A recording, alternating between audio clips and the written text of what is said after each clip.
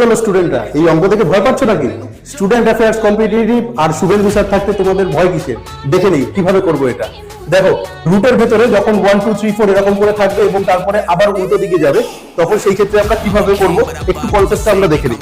দেখো, যখন থাকছে √1 2 তারপর 1, মানে 1 থেকে 2 গেল আবার পেছনের দিকে যাচ্ছে, তখন কি হয়ে যাবে? আমরা এটা সবাই জানি কত হয়, 1 দুটো 1 হয় বাইরে। এবার দেখো 1 2 3 আবার 2 1 পেছনের দিকে যাচ্ছে, তাহলে দেখো কত পর্যন্ত গেছে? 3 পর্যন্ত গিয়েছে। তাহলে লিখবো আমরা 1 2 3, তিনটে।